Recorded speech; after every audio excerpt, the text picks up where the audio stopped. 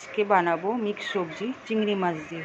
সবজিগুলো সব কেটে নিয়েছি, আলু, কুমড়ো, বেগুন, বরবটি সব কিছু দিয়ে, আর চিংড়ি দেখো চিংড়ি মাছ দিয়ে মিক্স সবজি। চিংড়ি মাছটা এবার বেছে নেব, সব সবজি দিয়ে চিংড়ি মাছ দিয়ে তরকারি করে দিয়ে বেছে নিয়েছি। এবার দিয়ে দেবো সামান্য হলুদ আর অল্প একটু লবণ। তেল দিয়ে দিয়েছি, অল্প একটু তেল দিয়ে চিংড়ি মাছটা হালকা করে ভেজে নেব।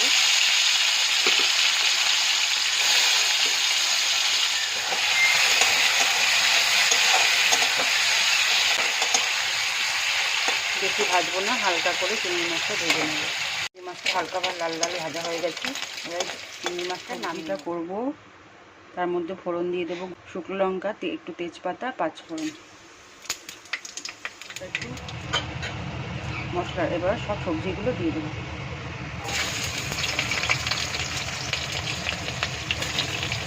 করে নাড়িয়ে এবার 1 চামচ লবণ দিয়ে দেবো। লবণ দিয়ে ভালো করে নাড়িয়ে চাড়িয়ে এটাকে লো ফ্লেমে দিয়ে ঢেকে রাখবো। এর মধ্যে দিয়ে দেবো 4-5টা কাঁচা লঙ্কা। যেহেতু অনেকটাই কষে যাচ্ছে, এবার দিয়ে দেবো স্বাদ মতন লবণ, হলুদ,